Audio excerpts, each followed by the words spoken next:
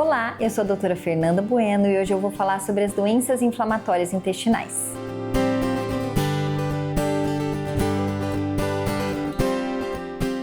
Dia 19 de maio é considerado o dia da conscientização para as doenças inflamatórias intestinais. E por isso a campanha Maio Roxo. Já são mais de 10 milhões de pessoas convivendo com a doença inflamatória intestinal. Daí a importância de falar sobre esse tema. As doenças inflamatórias intestinais são um grupo de doenças que causam inflamação crônica do intestino, acometendo principalmente a parte final do intestino fino ou intestino delgado e também o intestino grosso ou o cólon. As duas principais doenças desse grupo são a retocolite ulcerativa e a doença de Crohn. Não há uma causa bem definida para as doenças inflamatórias intestinais. Nós falamos de um conjunto de fatores. O primeiro deles, que é o fator genético. Pessoas com histórico familiar positivo para a doença inflamatória intestinal têm uma propensão maior de desenvolver a doença. Um segundo fator importante são as alterações imunológicas. Pacientes com doença inflamatória possuem uma resposta exacerbada a alguns estímulos, fazendo com que o organismo do paciente reaja e ataque o seu próprio intestino. Por isso falamos de uma doença autoimune. Um terceiro fator são os fatores ambientais.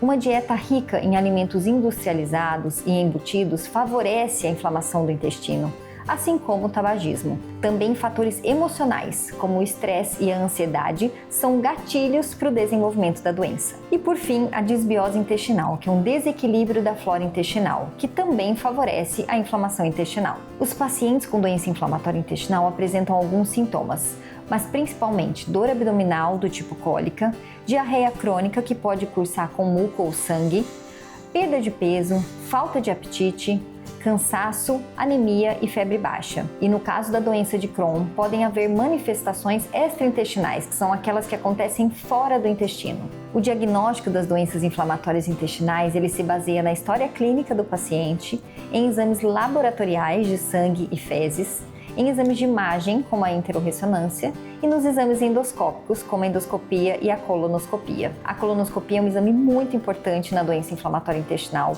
porque ela é capaz de avaliar o grau de inflamação do intestino e também permite a coleta de biópsia para confirmação diagnóstica. Estamos observando um aumento crescente da doença inflamatória intestinal em países industrializados como o Canadá e os Estados Unidos, por exemplo. E também estamos observando um crescimento acelerado em países em desenvolvimento como o Brasil. E isso está acontecendo por conta da dieta, estamos consumindo mais alimentos industrializados, transgênicos e também adotando hábitos não saudáveis de vida. Tanto os alimentos quanto os hábitos não saudáveis causam uma inflamação no intestino, favorecendo o aparecimento da doença inflamatória intestinal. Estamos observando também uma maior incidência em pacientes jovens do sexo feminino, e principalmente em dois picos de incidência, dos 15 aos 35 anos e acima dos 60 anos. A doença inflamatória intestinal pode acontecer em crianças e adolescentes e, nesses casos, geralmente cursa com um quadro mais grave. Não há cura para a doença inflamatória intestinal. Todos os tratamentos visam controlar a doença, que é o que chamamos de remissão. Ao longo do mês de maio, falaremos mais sobre as doenças inflamatórias intestinais. Então não perca os próximos programas.